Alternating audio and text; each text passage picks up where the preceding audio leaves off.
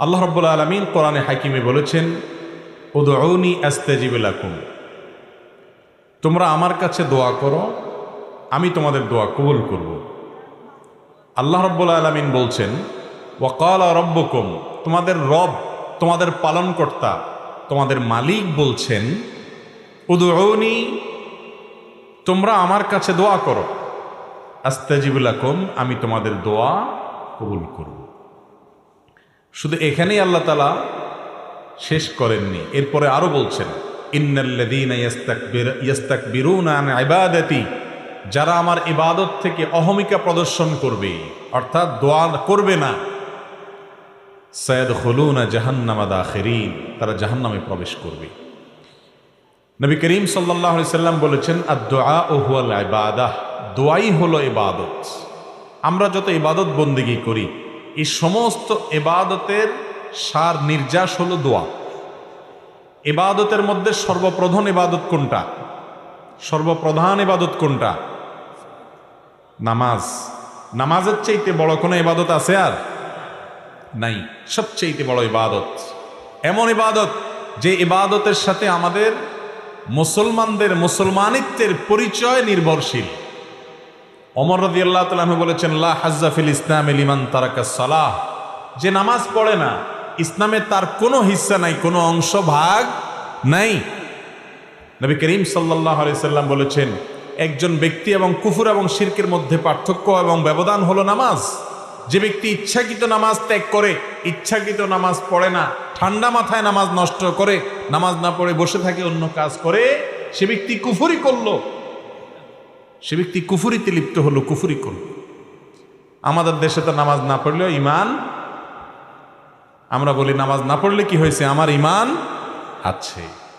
তো এই যে নামাজ প্রধান ইবাদত, সলাত, যার মূল শব্দ কোরআনের শব্দ সলাত, হাদিসের শব্দ সলাত, আমরা নামাজ বলি। এই সলাত শব্দের অর্থই হলো দোয়া। সলাতের একেবারে শুরুতে আপনি দেখেন আল্লাহর কাছে আমরা দোয়া করি, প্রথমে আল্লাহর প্রশংসা করে, সানা পড়ে, আল্লাহর গুণগান গেয়ে, এরপরে মূল কথায় যাই আমরা, ইহদিনাস সিরাতাল মুস্তাকিম। হে রব্বুল আলামিন, হে মালিক ইয়াউমিদ্দিন, কিয়ামতের দিনের মালিক, হে রহমান, হে রহিম, আপনারই ইবাদত করি, আপনার কাছেই সাহায্য চাই, আমাদের আর যাওয়ার জায়গা নাই। তাহলে কি চাই? ইহদিনাস সিরাতাল মুস্তাকিম, আমাদেরকে আপনি সিরাতে মুস্তাকিমের পথ দেখান। আমরা সঠিক পথ খুঁজে পাই না, কোন পথে গেলে আপনাকে পাবো, কোন পথে গেলে জান্নাত পাবো, কিভাবে চললে পাবো, কোন পথে চলা উচিত না, কোনটা করা উচিত, আপনি আমাদেরকে পথ দেখায় দেন, সে পথে চালায়া দেন। সিরাতাল্লাযীনা আন'আমতা আলাইহিম, যাদের প্রতি আপনার নেয়ামত এসেছে, কারা তারা? উলাইকাল্লাযীনা আন'আমাল্লাহু আলাইহিম মিনান নাবিয়্যিনা ওয়াস-সিদ্দীকিনা ওয়াশ-শুহাদাই ওয়াস-সালিহিন ওয়া হাসুনা উলাইকা রাফীকা, যাদের নেয়ামত আল্লাহ তাআলার, আল্লাহর নেয়ামত যাদের প্রতি নাজিল হয়েছে, তারা হলেন কারা? নবীগণ, সিদ্দিকগণ, শহীদগণ, আল্লাহর নেককার বান্দাগণ। তাদের পথে আপনি আমাদেরকে চালান, আমরা যেন তাদের মতো জীবন গড়তে পারি। এই যে নামাজের দাঁড়িয়ে আপনি কি করলেন? দোয়া করলেন।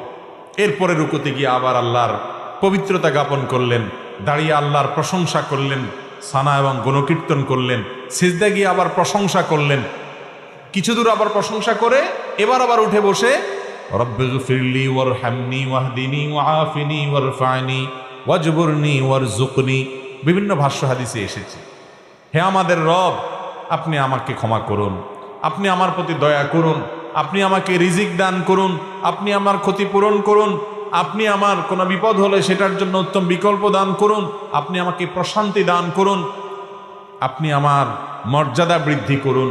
অনেকগুলো দোয়া দুই সেজদার মাঝখানে। তাহলে লক্ষ্য করেন, নামাজের শুরুতে আল্লাহর কাছে আপনি প্রশংসা করে, গুণকীর্তন করে, সানা পড়ে, আলহামদুলিল্লাহ, আল্লাহর প্রশংসা, রব্বুল আলামিনের স্বীকৃতি দিয়ে, মালিক ইয়াউমিদ্দিনের স্বীকৃতি দিয়ে, রহমান রাহিমের স্বীকৃতি দিয়ে, তিনি ছাড়া আর কেউ নেই, আপনার যাওয়ার কোনো জায়গা নেই, সেই স্বীকৃতি দিয়ে তার কাছেই শুধু চান, সেই কথা বলে এরপরে আসল দরখাস্ত পেশ করছেন, ইহদিনাস সিরাতাল মুস্তাকিম, আল্লাহ সঠিক পথে যেন চলতে পারি। এরপরে আবার রুকুতে প্রশংসা করে, রুকু থেকে দাঁড়িয়ে আপনি সানা পড়ে সিজদা গিয়ে আল্লাহর পবিত্রতা বর্ণনা করে এরপরে পবিত্রতা বর্ণনা করবার মাথা তুলে আবার দোয়া, এরপরে আবার সিজদা করে আবার দাঁড়িয়ে প্রশংসা করে দাঁড়িয়ে আবার দোয়া। এভাবে গোটা সালাতের মধ্যে দোয়া। একেবারে শেষ বৈঠকে তো পুরাটাই দোয়া, শেষ বৈঠকটা পুরাটাই দোয়া, মাঝখানে বৈঠকটা পুরাটাই দোয়া। আত-তাহিয়াতু লিল্লাহ ওয়াস-সালাওয়াত ওয়াত-তাইয়্যিবাত, সমস্ত সালাত, সমস্ত ভালো কাজ, সকল শ্রদ্ধা নিবেদন সবগুলো আল্লাহর জন্য। আসসালামু আলাইনা ওয়া আলা ইবাদিল্লাহিস সালিহিন, শান্তি আমাদের প্রতি, আল্লাহর নেককার বান্দাদের প্রতি নাজিল হোক, দোয়া। এরপরে আপনার দুরুদের মধ্যেও দোয়া, আল্লাহুম্মা সাল্লি আলা মুহাম্মদ, আল্লাহুম্মা বারিক আলা মুহাম্মদ। আল্লাহ আমাদের নবী আপনার রাসূল মুহাম্মদ সাল্লাল্লাহু আলাইহি ওয়াসাল্লামের প্রতি রহমত নাজিল করেন, তার প্রতি বরকত নাজিল করেন, শান্তি নাজিল করেন, তার পরিবারের প্রতি নাজিল করেন, যেমন নাজিল করেছেন ইব্রাহিম আলাইহিস সালামের প্রতি, তার পরিবারের প্রতি, দোয়া। এরপর দোয়ায়ে মাসুরাতে কি পড়েন? আল্লাহুম্মা ইন্নী যালামতু নাফসি, আল্লাহ নিজের প্রতি নিজে কত অবিচার করেছি, কত অন্যায় করেছি, কত পাপ করেছি, কত গুনাহ করেছি। আল্লাহ আল্লাহুম্মা ইন্নী যালামতু নাফসি যুলমান কাসীরা, কত অপরাধ, অনেক অপরাধ করেছি। ওয়ালা ইয়াগফিরুয যুনুবা ইল্লা আনত, আল্লাহ আপনি ছাড়া কেউ মাফ করবে না, মাফ করার ক্ষমতা কারণ নাই। ফাগফিরলি মাগফিরাতাম মিন ইনদিক, অতএব আপনার পক্ষ থেকে আপনি মাফ করে দেন। ওয়ারহামনি, আপনি রহম করেন। ইন্নাকা আনতাল গফুরুর রহিম, আপনি ক্ষমাশীল, আপনি দয়ালু। আল্লাহুম্মা ইন্নী আউযু বিকা মিন আযাবিল কবর, আল্লাহ আপনার কাছে কবরের আযাব থেকে পানা চাই।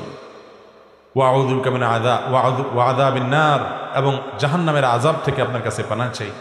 ওয়া আউযু বিকা মিন ফিতনাতিল মাহইয়া ওয়াল মামাত, জীবন এবং মরণের ফিতনা থেকে আপনার কাছে পানা চাই। ওয়া আউযু বিকা মিন শাররি ফিতনাতিল মাসীহিদ দাজ্জাল, দাজ্জালের ফিতনা থেকে আপনার কাছে পানা চাই। কিয়ামতের আগের বড় ফিতনা হিসাবে আবির্ভূত হবে, বহু মানুষ বেঈমান হয়ে যাবে দাজ্জালকে দেখে, তার কারিশমা দেখে, ভেলকি দেখে। সে সময় যেন আমি বেঁচে থাকলে তার ফিতনাতে ঈমান হারা না হই। তাহলে নামাজের শেষে পুরো বৈঠকে আপনি দোয়া করলেন, দাঁড়িয়ে দোয়া করলেন, দুই সিজদার মাঝখানে দোয়া করলেন। এই জন্য সালাত শব্দের অর্থই কি? দোয়া। ঈমানদারের সারা জীবন হলো আল্লাহর কাছে দোয়ার মাধ্যমে নৈকট্য অর্জন লাভ করার সুবর্ণ সুযোগ। দোয়া হলো ঈমানদারের সবচেয়ে বড় অস্ত্র, সবচেয়ে বড় হাতিয়ার। আপনার সমস্ত দুয়ার বন্ধ হয়ে গেছে, কেউ আপন নাই, কাউকে আপন মনে হয় না, আপনি আল্লাহর কাছে দোয়ার জন্য দুই হাত মেলে ধরুন। আপনি ভোর রাতে উঠে যান, তাহাজ্জুদে দাঁড়িয়ে যান, চোখের পানি ফেলেন, আল্লাহর সাথে একটু কথা বলেন, সিজদায় গিয়ে আল্লাহর সাথে কথা বলেন। আল্লাহর চাইতে আপন আর কেউ নাই। ভাইরা আমার, আমরা নিজেদের প্রতি নিজেরা যতটা আপন, নিজেদের প্রতি নিজেরা যতটা দয়ালু মায়ালু, আমাদের রব আমাদের প্রতি তার চাইতে অনেক বেশি মায়ালু। আল্লাহ রাব্বুল আলামিন এরপরও আমাদেরকে পরীক্ষা নেন, অনেক সময় আমাদেরকে কষ্ট দেন। সবর করতে পারলে তার বিনিময়ে মহা পুরস্কার রেখেছেন। এই দোয়া আল্লাহ রাব্বুল আলামিন বান্দার জন্য সবচেয়ে বড় সুযোগ দিয়েছেন। দোয়াটাকেই ইবাদত বলেছেন হাদিসে নবী করিম সাল্লাল্লাহু আলাইহি ওয়াসাল্লাম, দুআউ হুয়াল ইবাদা, দোয়াটাই কি? ইবাদত। দোয়াই হলো ইবাদত, ইবাদতের মগজ সার। কিন্তু সে দোয়া আজ আমাদের মাঝে নাই। আমরা দোয়া করাইতে পছন্দ করি, দোয়া করতে পছন্দ করি না। দোয়ার তিনটা ভার্সন আছে, একটা হলো দোয়া করা, আরেকটা হলো দোয়া চাওয়া, আরেকটা হলো দোয়া করানো। কয়টা ভার্সন হলো? তিনটা। দোয়া করা হলো আপনি আল্লাহর কাছে চাইলেন, এটা হলো দোয়া করা। দোয়া চাওয়া হলো, ভাই আপনি আমার জন্য দোয়া করেন, আমি শরীরটা ভালো না, ভালো যাচ্ছে না আমার, আপনি আমার জন্য দোয়া করেন। আমি বিপদগ্রস্ত, আমার জন্য দোয়া করেন। আমার বাবার জন্য দোয়া করেন, তিনি মারা গেছেন। আমার মা অসুস্থ, তার জন্য দোয়া করেন। তাকে নেককার মনে হয়, যে কোনো ইমানদার যে কোনো নেককারের কাছে দোয়া চাইলেন, এটা জায়েজ আছে। নবী করিম সাল্লাল্লাহু আলাইহি সাল্লামের কাছে সাহাবীরা দোয়া চাইতেন, সাহাবীরা একে অন্যের কাছে দোয়া চাইতেন। কারোর কাছে দোয়া চাওয়াতে কোনো দোষের কিছু নাই। তাহলে দোয়া করা এটা তো মূল কাজ, করতেই হবে। আর দোয়া চাওয়াটাও জায়েজ আছে। আরেকটা অপশন হলো দোয়া করানো। করানো বুঝেন কোনটা? করানো মানে হলো যেটাতে পয়সা খরচ হয়, সহজ বাংলায়। দোয়া করানো মানে কি? যে দোয়াতে কি হয়? বাজেট লাগে, বাজেট। দোয়া করাইতে বাজেট লাগে না? যেমন দোয়া করাইতে জিলাপি লাগবে, মিষ্টি লাগবে, হ্যাঁ, নাস্তার প্যাকেট লাগবে, হুজুরের হাদিয়া লাগবে, আগরবাতি লাগবে, তারপরে আপনার গোলাপ জল লাগবে, বাজেট লাগবে। বাজেট ছাড়া সাধারণত দোয়া হয় না, সাধারণত হয় না। তো এই যে দোয়া করানো, অর্থাৎ কন্ট্রাক্টারি দিয়ে দোয়া করানো, এটার শিক্ষা নবী করিম সাল্লাল্লাহু আলাইহি সাল্লাম দেন নাই। দোয়াটা আল্লাহর কাছে চাইতে হবে নিজে, করতে হবে নিজে, অথবা কারোর কাছে চাইতে হবে, করানো। বিশেষ করে মুর্দার জন্য দোয়া করানো, মা বাবা দুনিয়া থেকে গেছেন তাদের জন্য দোয়া করানো আমাদের সমাজে আছে না নেই? শুধু আছে নাকি? এমন শক্তভাবে আছে যে নামাজ পড়ুক আর না পড়ুক, মা বাপ মারা গেলে দোয়াটা করাইতে মিস করে না। ঠিক না বে ঠিক? নামাজ পড়ার গুরুত্ব বেশি না দোয়া করানোর গুরুত্ব বেশি? দোয়া করাইলে হুজুরের লাভ, আমাদের লাভ, ঠিক আছে, কিন্তু আপনার কি লাভ? আপনার কি লাভ? বিশেষ করে আপনার মৃত মা বাবার জন্য দোয়া করে, মুর্দার জন্য দোয়া করে, আর আখিরাতে পরকালীন কোনো বিষয়ের জন্য দোয়া করে টাকা নেওয়া সারা দুনিয়ার উলামাদের ঐক্যমতে জায়েজ নাই। তাহলে এই নাজায়েজ পদ্ধতিতে দোয়া করাইলে সে দোয়া কি কবুল হবে নাকি উল্টা গুনাহ হওয়ার সম্ভাবনা আছে? কিন্তু আমাদের সমাজে সেটা খুব বেশি সুপ্রতিষ্ঠিত। ঠিক না বে ঠিক? জীবনে মুসলমানের নামগন্ধ তার শরীরে নাই, জীবনে নাই, কিন্তু বাপ মরছে, মা মরছে, 40 কুলখানি 7 দিনা দোয়ার অনুষ্ঠান পত্রিকায় দিয়া বিভিন্নভাবে শামিয়ানা টাঙ্গাইয়া হইলেও করে। ঠিক না বে ঠিক? আহা, আমরা মুসলমানরা আজকাল ইসলামকে বেশিরভাগ ক্ষেত্রেই বুঝতে ভুল করি। আমার বাবা মারা গেছেন, মা মারা গেছেন, আমি আল্লাহর কাছে চোখের পানি ফেলে দোয়া করব। অন্যদের কাছে দোয়া চাইব, টাকা দিয়া, লোক ভাড়া নিয়া দোয়া করানোর শিক্ষা ইসলাম দেয় না, আর এভাবে দোয়া হয়ও না। আপনি আমাকে টাকা বাড়াই দিলে হয়তো আমার চোখে পানি একটু বেশি আসবে, এটা ঠিক, কিন্তু ওই পানিয়ে আপনার মা বাবার কোনো উপকারে আসবে, কারণ এই পানি আল্লাহর ভয়ে না, ওইটা টাকার মায়া। ঠিক না বে ঠিক? চট্টগ্রামের দিকে কোথাকার জানি একবার একটা কাগজ দেখছিলাম, দোয়ার রেট লেখা আছে, দোয়ার রেট আছে যে 50 টাকা দিলে শুধু সংক্ষেপে, শুধু হাত উঠানো নামানো, সংক্ষেপে আরবিতে দোয়া হবে শুধু। 100 টাকা দিলে কিছু সময় লাস্টিং হবে, কিছু বাংলা দোয়াও সাথে অ্যাড হবে। আর 500 টাকা দিলে জম্পেশ একটা দোয়া হবে, সেখানে চোখের পানি পড়বে, কান্নাকাটি হবে, লম্বা চড়া সময় পাবে। আপনি কোন আইটেমের দোয়া চান? দোয়ার রকম ফের আছে না নাই? ভাইরা আমার, দোয়া ইবাদতের মগজ মূল। আমরা অনেক ভাই আছি যে নামাজের পরে নবী করিম সাল্লাল্লাহু আলাইহি সাল্লাম দোয়া দুরূদ পড়তেন, জিকির আজকার পড়তেন, সম্মিলিতভাবে সাহাবীদেরকে নিয়ে দোয়া করতেন বলে কোনো হাদিস থেকে প্রমাণ পাওয়া যায় না। তিনি নামাজের পরে দোয়া দুরূদ পড়তেন। সেই মাসআলা জানার পর যে কোনো নামাজের পরে যে দোয়া কবুল হয় এটা ভুলে গেছে, জীবনের তোরে আল্লাহর কাছে হাত তোলাই ভুলে গেছে। জি তো জোর করে বলন লইছিলেন, এখন থেমে গেছে। ঠিক না বে ঠিক? ভাইরা আমার, আল্লাহর কাছে চাইতে যদি আমরা ভুলে যাই, এটা কি লক্ষণ ভালো না খারাপ? বহুত খারাপ, বহুত খারাপ। নবী করিম সাল্লাল্লাহু আলাইহি ওয়াসাল্লাম বলেছেন, তোমার জুতার ফিতাটা ছিঁড়ে গেছে, এটা তো কোনো ব্যাপার না আমাদের কাছে, ছোট্ট একটা ব্যাপার, তাই না? এখানেও দাঁড়িয়ে তুমি আল্লাহর কাছে দোয়া করো, আল্লাহ আমার জুতার ফিতাটা ছিঁড়ে গেছে মাবুদ, এটা একটা বিপদ, হোক ছোট বিপদ, আপনি আমাকে রক্ষা করেন। আল্লাহর কাছে সাহায্য চাইতে হবে এই ছোট্ট একটা বিষয়ের জন্য পর্যন্ত। সেখানে আমাদের জীবনে কত বড় বড় ব্যাপার আসে, আমরা আজকাল দোয়া করতে একেবারেই ভুলে গেছি। ভাইরা আমার, দোয়া নিয়ে দীর্ঘ আলোচনা আজকে আমি করব না, ইনশাআল্লাহ ভিন্ন কোনো সময় আমরা দোয়া নিয়ে পূর্ণাঙ্গ আলোচনা করব। আজকে শুধু আমি এটুকু বুঝাতে চাইছি যে আমরা উঠতে বসতে চলতে ফিরতে সর্বাবস্থায় আল্লাহ তাআলার কাছে দোয়া করব।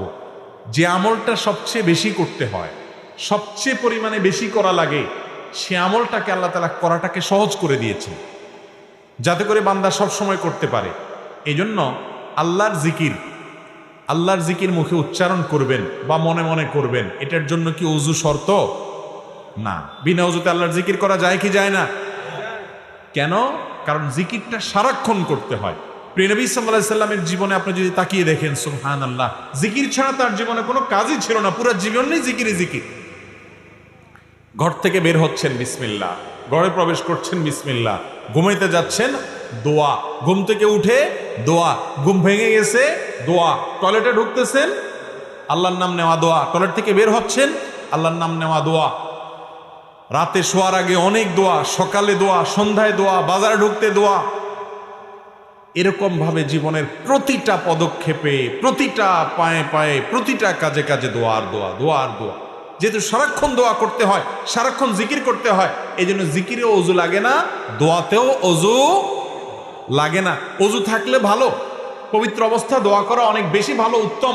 দোয়া কবুল হওয়ার জন্য জোরালো আশা করা যায় অজু থাকলে, কিন্তু বিনা অজুতেও দোয়া করা যায়। কেন? কারণ দোয়া এমন একটা জিনিস যেটা মানুষের সারাক্ষণ করতে হয়। একজন মানুষ শুয়ে আছেন, তিনি এই শুয়ে শুয়ে ঘুম আসছে না, তিনি আল্লাহর কাছে দোয়া করতে পারেন, তার নিজের জন্য, অন্যদের জন্য, জীবিতদের জন্য, মৃতদের জন্য আল্লাহর সাথে কথা বলতে পারেন। দোয়া হলো আল্লাহর সাথে কথা বলার সুযোগ। ভাইরা আমার, এই সুযোগটা আজ আমরা অনেকেই হাতছাড়া করি। ইমানদারের সবচেয়ে বড় অস্ত্রটা আজ অবহেলিত থেকে যায়, আমরা ব্যবহার করি না, সেটা হলো দোয়া। আল্লাহর কাছে দোয়া করবো তো ইনশাল্লাহ সব সময়।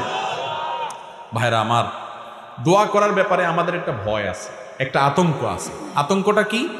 আমরা মনে করি আমাদের দোয়া কি আর কবুল হবে, এই জন্য আমরা নিজেরা দোয়া টোয়া করি না, যে আমি দোয়া করি কি হবে, গুনাহগার মানুষ, হুজুরে 20, 50, 100, 200, 500, 1000 টাকা দিলে হুজুর দোয়ার মায়ের পেজগুলো ভালো জানেন, কত সুন্দর ছন্দের তাল মিলায়া মিলায়া, সুর দিয়া হ্যাঁ, কবিতার সাথে আপনার সুন্দর করে গোছায়া হুজুর দোয়া করেন। আমি তো এত মায়ের পেজ দিয়ে দোয়া করতে জানি না।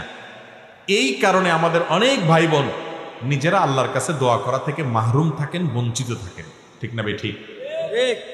ভাইরা আমার, আল্লাহ তাআলার কাছে দোয়া কবুলের জন্য খুব মায়ের পেজ দিয়ে, খুব আপনার সুন্দর গোছানো ভাষা দিয়ে, খুব আবেগ সৃষ্টি হয় সেরকম সুরের তালে তালে, ছন্দের তালে তালে দোয়া করতে হবে, এমন কোনো শর্ত কোরআন হাদিসের কোথাও বলা হয় নাই। দোয়া কবুলের জন্য মূল যে বিষয়টা লাগবে সেটা কি? নবী করিম সাল্লাল্লাহু আলাইহি সাল্লাম বলেছেন, লা ইয়াজালু ইস্তাজাবু লিল আবদ, বান্দার দোয়া ততক্ষণ পর্যন্ত কবুল হতেই থাকে, কখনো দোয়া ফেরত দেওয়া হয় না।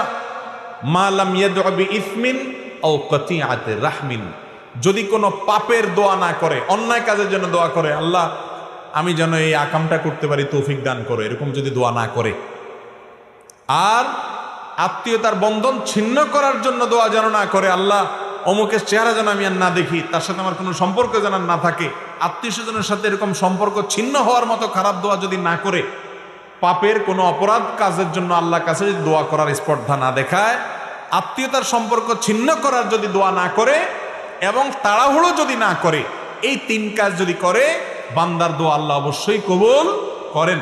আরেকটা সম্পূরক শর্ত হলো দোয়া কবুলের জন্য হালাল উপার্জন। যার উপার্জন হালাল, যার দেহ গঠিত হয়েছে হালাল খাদ্য দ্বারায়, আল্লাহ তাআলা তার দোয়া ফেরত দেন না। আপনি দোয়া করতে চান, হালাল উপার্জনটার দিকে খেয়াল রাখেন। দোয়ার শুরুতে আল্লাহর প্রশংসা করেন, নবী করিম সাল্লাল্লাহু আলাইহি ওয়াসাল্লামের প্রতি দুরূদ প্রেরণ করেন, আল্লাহ আপনি তার প্রতি রহম করেন, এভাবে দোয়া করেন। এরপরে যত বৈধ চাওয়া আছে সেগুলো পেশ করেন। দোয়ার করে শেষ করার পর কবুল হলো না কেন, দোয়া এখনো কবুল হয় নাই, অস্থির হবেন না। যদি অস্থির হন, তাড়াহুড়া করেন, তাহলে সেই দোয়ার কোনো লাভ আপনি পাবেন না। দোয়া কবুলের 3টা ধাপ আছে ভাই। একটা ধাপ হলো আপনি যে জিনিসটা চাইছেন হুবহু সেই জিনিসটাই পেয়ে গেলেন, এটা একটা। আরেকটা হলো যে জিনিসটা চাইছেন সেই জিনিসটা পাইলেন না, তাহলে কি পাইলেন? অন্য আরেকটা পাইলেন। অন্য যেটা পাইছেন সেটা আপনার আল্লাহর কাছে চান নাই। অনেক সময় সন্তান, ছোট বাচ্চারা মা বাবার কাছে যেটা চায় তার চাইতে দরকারি জিনিসটা তার দরকার আছে, সে বুঝে না, তখন মা বাপ ঠিকই যেটা দরকার সেটা দিয়ে দেয়। ঠিক না বে ঠিক? ঠিক একইভাবে আমরা আল্লাহর কাছে একটা জিনিস চাই, অনেক সময় মনে করি এটা পাইলে মনে হয় সুখের সাগরে ভাসবো, এর চাইতেও দরকারি একটা জিনিস আমার দরকার, সেটা আমার মাথায় নাই। আল্লাহ তাআলা দেখা যায় আমার ওই দোয়াটা কবুল না করে, অর্থাৎ যেটা চাইছি সেটা না দিয়ে তার চেয়ে দরকারি একটা দেয়। এটাও এক প্রকারের দোয়া কবুল। দোয়া কবুলের 3 নম্বর ধাপ হলো আমরা আল্লাহর কাছে দোয়া করলাম, দুনিয়াতে কিছুই পাবো না, কিন্তু এই দোয়াটার বিনিময়ে আখিরাতে একটা পুরস্কার জমা হবে। ওই পুরস্কার পাওয়ার পরে বান্দা বলবে, আল্লাহ দুনিয়াতে কোনো দোয়া কবুল না হয়ে আজকে যদি সবগুলোর জন্য সওয়াব পাইতাম তাহলে সেটাই আমার জন্য বেটার হইতো, ভালো হইতো। দুনিয়ার দোয়া যে কবুল হয়েছে সেটা তো মৃত্যুর সঙ্গে সঙ্গে দোয়ার যে উপকারিতা শেষ, আখিরাতে যেটা জমা আছে এটা তো অনন্ত অসীম কাল পর্যন্ত আমি ভোগ করতে পারবো। এই জন্য ইমানদার দোয়া করার পর কবুল হইল না কেন, দেরি হইল কেন, কবুল হচ্ছে না কেন, অস্থির হবে না, নিরাশ হবে না। দোয়া এই কথা চিন্তা করে যে কবুল হয় না তাহলে ছেড়ে দেই, এই চিন্তা করে দোয়া ছেড়ে দিবে না। এরকম যদি দোয়া করতে থাকে, আস্থা থাকে যে দোয়া কখনো বিফলে যাবে। আপনার যদি হালাল উপার্জন থাকে, আপনি যদি হালাল ভক্ষণ করে দোয়া করেন, আপনি যদি আল্লাহর কাছে হারাম কোনো দোয়া না করেন, আপনি যদি দোয়া করার পরে হুলস্থুল না করেন কবুল হলো না কেন এই কথা বলে, আপনি যদি আল্লাহর কাছে কায় মনোবাক্যে অন্তরের গভীর থেকে বিনয়ের সাথে, মনোসংযোগের সাথে, খুশুর সাথে, আন্তরিকতার সাথে আল্লাহর কাছে যদি দোয়া পেশ করেন, দোয়াতে যদি নবী সাল্লাল্লাহু আলাইহি ওয়াসাল্লাম দুরূদ পেশ করেন, আল্লাহর প্রশংসা করেন, আপনার ওই দোয়া গুলি মিস হলেও মিস হওয়ার কোনো কারণ নাই। আপনি দোয়ার উপকারিতা বা ধাক্কা অনেক সময় অনেক পরে দেখবেন, অনেক পরে দেখবেন। আল্লাহর বিভিন্ন নবী রাসূলদের দোয়ার কথাই কোরআনে আছে। আল্লাহ রাব্বুল আলামিন উল্লেখ করেছেন, হয়তো কখনো কেউ দোয়া করেছেন কবুল হয়েছে অনেক পরে এসে, আছে না নাই? আমরাও নিজেরা যখন দোয়া করি খেয়াল করবেন, শেখ শাহরবি রাহিমাহুল্লাহ তিনি একটি কথা বলতেন যে আমরা অনেক সময় দোয়া করার পর দেখা যায় দোয়া করছি আরো 10 বছর আগে, এরপরে আমি ছেড়েও দিছি দোয়া, ভুলেও গেছি দোয়া যে করছি, 10 বছর পরে সেই জিনিসটা পেয়ে গেছি যেটা আমি 10 বছর আগে আল্লাহর কাছে চাইছিলাম। এরকম অনেক সময় হয় কি হয় না? আমরা ভুলে যাই কিন্তু আমাদের মালিক ভুলেন না। এই জন্য বুদ্ধিমান ইমানদার দোয়া করতে থাকবে, দোয়া করতে থাকবে। বড় দামি জমি অ্যাসেট আছে, এই অ্যাসেটটা কেউ বেদখল করে রাখছে, ঝামেলা করছে, কোনোভাবে সমাধান করতে পারছেন না, বিভিন্ন জায়গায় গেছে, তাবিজ কবজ অনেক কিছু অনেকে দিচ্ছেন কিন্তু উপকারে আসে নাই। তো স্যার রাহিমাহুল্লাহর বক্তব্যে বলেছেন যে আমার কাছে একবার এসে বলেছেন যে আপনি একটু বলেন তো কি আমল করব। তো স্যার তাকে শিখাই দিলেন যে আপনি তাহাজ্জুদের সময় উঠবেন, আল্লাহর কাছে সুন্দর করে 2 রাকাত করে লম্বা সময় নিয়ে ধীরে ধীরে রুকু সিজদা বড় করে করে আপনি একটু নামাজ পড়বেন। এরপর তাহাজ্জুদের পরে আল্লাহর সামনে হাত তুলে চোখের পানি ফেলে নিজের অসহায়ত্বের কথা স্বীকার করে, আল্লাহ আমার কেউ নাই, আমার কোনো বড় পাওয়ারফুল ব্যক্তি নাই, বড় কোনো হ্যালো বলার লোক নাই, পয়সা কড়ি নাই, গায়ের জন্য নাই, আল্লাহ আমি দুর্বল, কিন্তু আমি আপনার গোলাম, একটা পরিচয় আমার আছে, আপনি আমার মালিক, আপনি আমাকে হেফাজত না করলে কেউ করেন না। একটু ভালো করে দোয়া করেন, চোখের পানি ফেলেন, সেজদায় গিয়ে লুটিয়ে পড়ে আল্লাহর কাছে দোয়া করেন। আকরাবু মা ইয়াকুনুল আবদু মির রাব্বিহি ওয়া হুয়া সাজিদ, বান্দা সবচেয়ে আল্লাহর কাছে যেতে পারে যখন সেজদায় চলে যায়, ওই জায়গায় গেলে দোয়া করেন। লোকটা সেভাবে দোয়া করলেন। স্যার রাহিমাহুল্লাহ তার বক্তব্যে বলেছেন যে কিছুদিন পরেই সে লোকটা আমার কাছে এসে বললেন যে আল্লাহ রাব্বুল আলামিন আমাকে অলৌকিকভাবে, অবিশ্বাস্যভাবে আমাকে আল্লাহ তাআলা আমার এই বিপদ থেকে উদ্ধার করে দিয়েছেন এই দোয়ার মাধ্যমে। আমরা দোয়া করবো না আল্লাহর কাছে ইনশাআল্লাহ? ইনশাআল্লাহ। দোয়া আজকে বিদায় হয়ে গেছে ভাই, দোয়া আমরা এখন আর করি না। উঠতে বসতে মুখে দোয়া তো পড়বই, আর বিশেষভাবে আল্লাহর কাছে লম্বা সময় নিয়ে একটু কথা বলবো। প্রতিদিন একটা বার অন্তত আল্লাহর সাথে একটু কথা বলতে হবে, চেষ্টা করবো না আমরা সবাই ইনশাআল্লাহ? আল্লাহ তাআলা আমাদের সবাইকে তৌফিক দান করুন।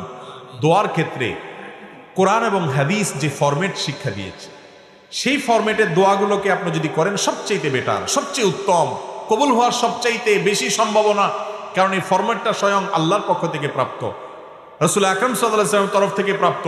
নবীজির সেখানে দোয়াগুলো বেশি বেশি পড়বেন। আমরা অনেক সময় দেখি বিভিন্ন ওজিফার বই পড়ে অনেক মহিলারা, মা বোনরা, দাদি চাচিরা, অনেক মুরব্বীরা, এই সমস্ত ওজিফার বইতে যেসব দোয়া লেখা আছে এই দোয়াগুলো না কোরআনে বর্ণিত না হাদিসে বর্ণিত। এমনিতে যে কোনো ভাষায় দোয়া করা যায়, আপনি আল্লাহর কাছে বাংলা দোয়া করলেও আল্লাহ কবুল করবেন।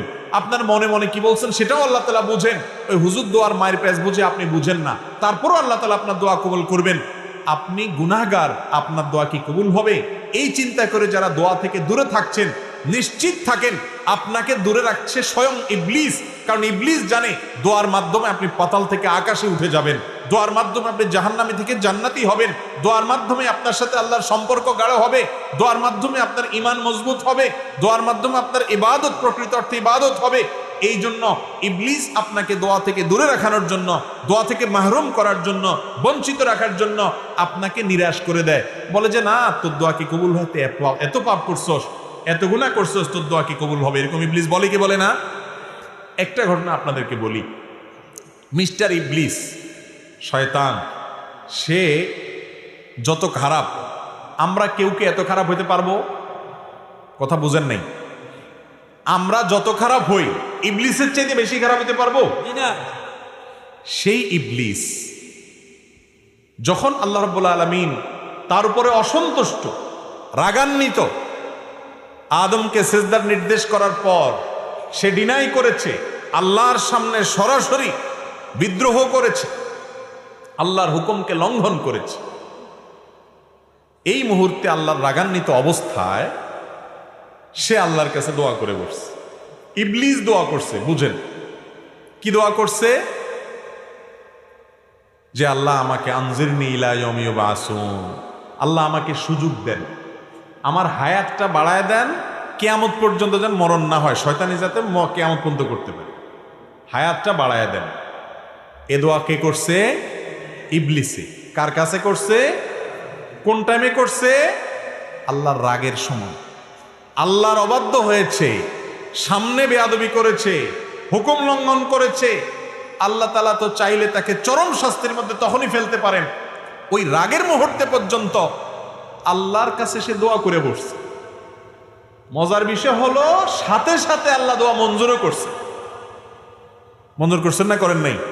এরপরের আয়াত কি? ইন্নাকা মিনাল মুনজারিন, যাও তোমাকে ছাড় দিলাম, সুযোগ দিলাম, তুমি কিয়ামত পর্যন্ত হায়াত পাইবা, তোমার মৃত্যু আসবে না।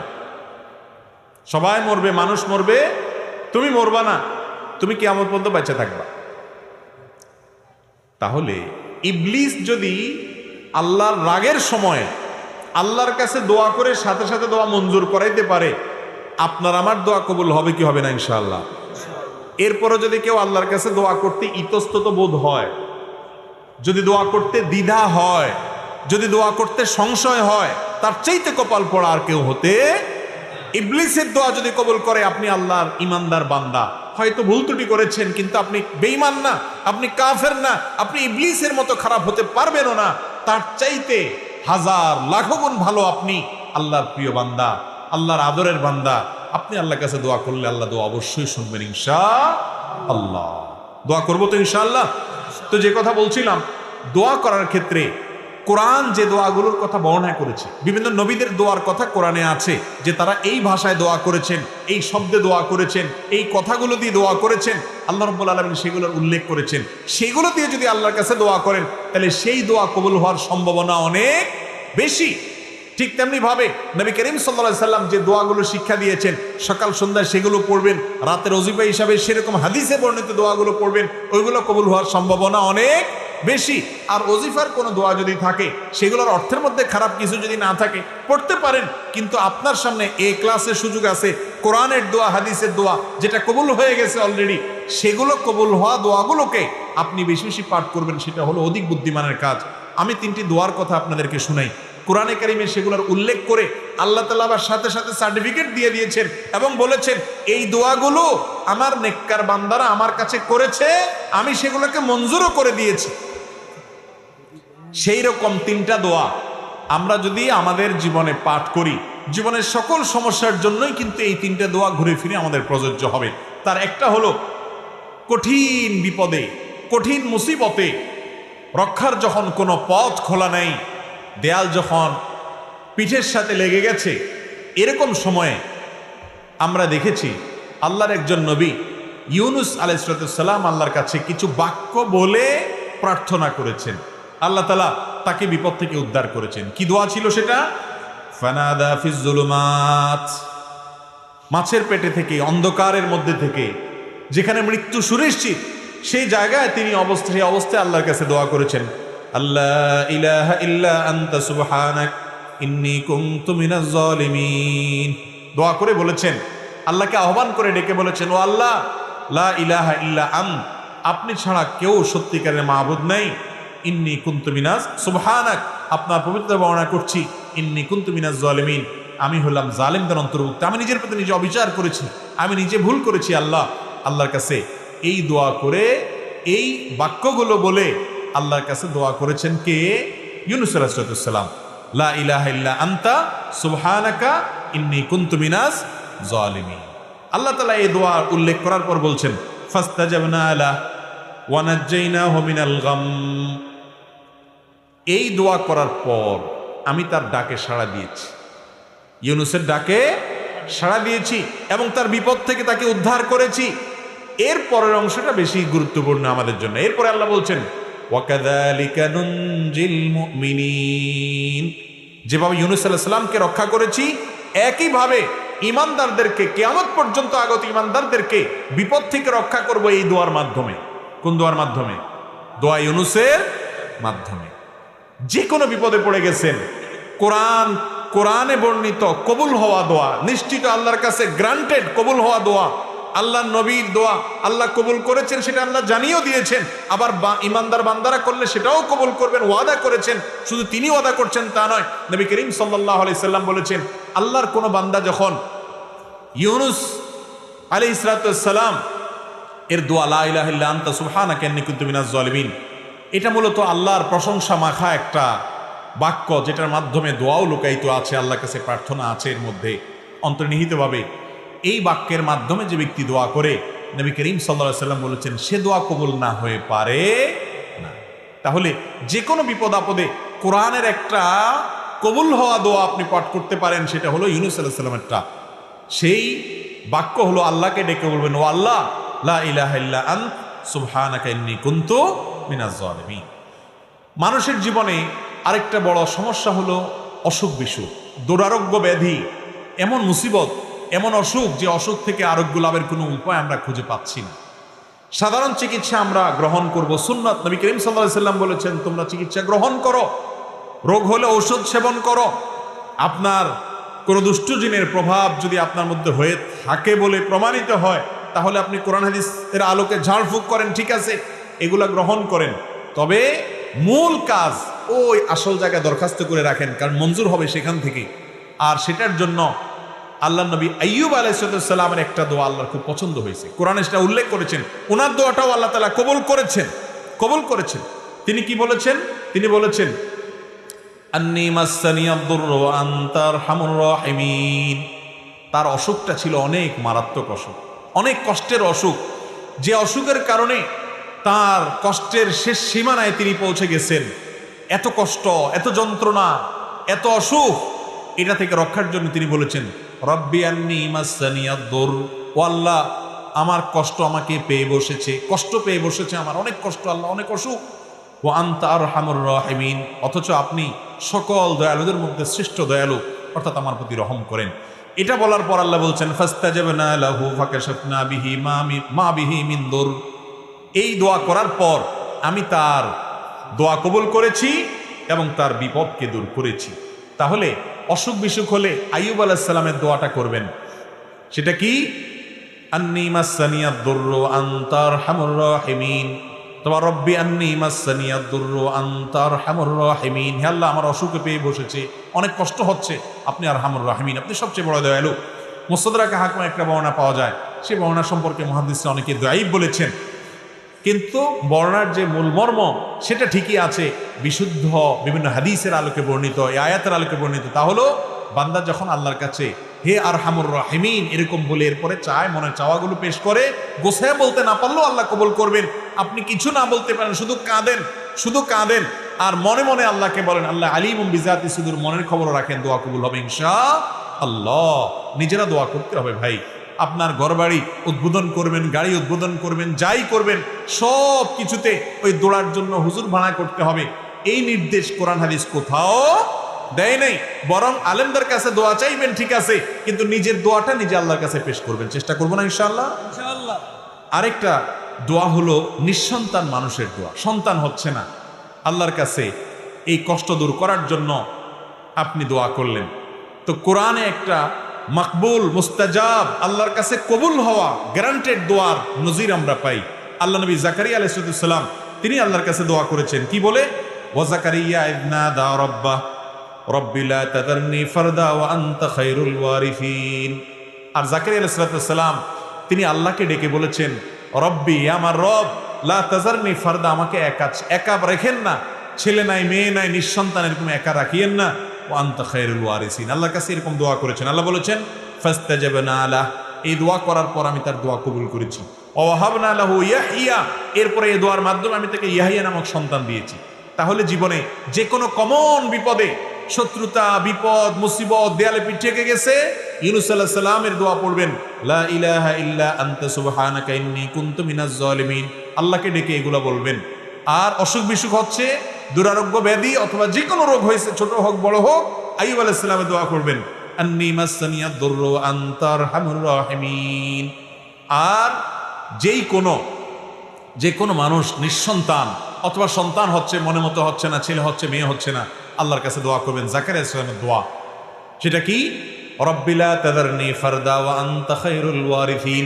এই তিনে দোয়ার পরে আল্লাহ বলেছেন আমার নবীরা অমুক অমুক, এভাবে আল্লাহ বলেছেন তার বান্দাদের এই দোয়ার পরে ফাস্তাজাবনা লা, আল্লাহ তাআলা তাদের দোয়া কবুল করেছেন। অতএব কোরআনে কবুল হওয়া ফরম্যাট এই তিনটা দোয়া যদি আমরা করি, জীবনের সকল সমস্যায় কোরআন বর্ণিত দোয়া আমরা আল্লাহর কাছে করার সুযোগ পেলাম। চেষ্টা করবো না ইনশাআল্লাহ? আল্লাহ তাআলা আমাদের সবাইকে কোরআন এবং হাদিসের আলোকে বিশুদ্ধ পদ্ধতিতে আল্লাহর কাছে দোয়া করার তৌফিক দান করুন। আমাদের সন্তান না হলে আমরা মাজারে যাব না আল্লাহর কাছে দোয়া করব? মাজারওয়ালা নিজে কার কাছে মুখাপেক্ষী? আল্লাহর কাছে মুখাপেক্ষী। তাইলে আমরা কি মাজারওয়ালার কাছে যাব, নাকি মাজারওয়ালা, মাজারে যিনি শায়িত আছেন তিনি যার কাছে চান আমরাও তার কাছে চাইব? আল্লাহ বলেছেন উদউনি, তোমরা আমার কাছে দোয়া করো, আস্তাজিব লাকুম, আমি তোমাদের দোয়া কবুল করবো। আল্লাহ ওয়াদা করেছেন, গ্যারান্টি। আর আমরা যাচ্ছি ওই মাজারে দোয়া চাইতে। আল্লাহ কি কোরআনে কোথাও বলছেন তোমরা মাজারে যাও, আমার প্রিয় বান্দারা শুয়ে থাকলে তাদের কাছে দোয়া করো, তাহলে আমি কবুল করবো? আল্লাহ বলছেন কোথাও?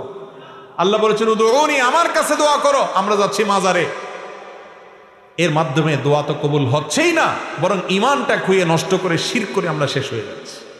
ঠিক না ভাই? ঠিক। সন্তান হচ্ছে না, কার কাছে দোয়া করতে হবে? নাকি কোনো মাজারে যেতে হবে? সন্তান হচ্ছে না, এই জন্য কোনো মাজারে গেলে, কোনো পীরের দরবারে গেলে সন্তান হবে? কার কাছে যাইতে হবে? আল্লাহ রাব্বুল আলামিনের কাছে। আল্লাহর বান্দা যদি আল্লাহর কাছে না গিয়া আল্লাহর বান্দাদের কাছে যায়, দাসদের কাছে যায়, আল্লাহ রাব্বুল আলামিন এটাকে সহ্য করেন না। শিরক আল্লাহর কাছে জঘন্য অপরাধ। কেন জঘন্য অপরাধ আমি আপনাদেরকে একটু উপমা দিই। এখানে যদি ধরেন প্রধানমন্ত্রী আসেন, প্রধানমন্ত্রীর চেয়ারে আপনি যদি একজন চৌকিদারে বসান, ওনার জন্য যে মালা বানাইছেন একই মালা যদি চৌকিদার সাহেবের গলায় দেন, তাহলে প্রধানমন্ত্রীর মেজাজ কি পরিমাণ গরম হবে বলেন? উনি অপমান বোধ করবেন কি করবেন না? অথচ প্রধানমন্ত্রীও মানুষ, ওই চৌকিদার সাহেবও কি মানুষ। একজন প্রধানমন্ত্রী আর একজন চৌকিদার এতটুকু পার্থক্য, কিন্তু দুজনই মানুষ। সেখানে আহকামুল হাকিমিন আল্লাহ রাব্বুল আলামিনের সামনে যেটা পেশ করার কথা, দোয়া করার কথা, সেটা যদি আল্লাহর একজন সাধারণ গোলামের কাছে করেন, তাতে আল্লাহ রাব্বুল আলামিনের আরশ কাঁপবে কি কাঁপবে না? আর এই জন্য আল্লাহ বলেছেন ইন্নাল্লাহা লা ইয়াগফিরু আন ইউশরাকা বিহি, আল্লাহর সঙ্গে শিরক করলে আল্লাহ সেটা অপরাধ ক্ষমা করেন না, ওয়া ইয়াগফিরু মা দুনা যালিকা, অন্যগুলো মাফ করেন।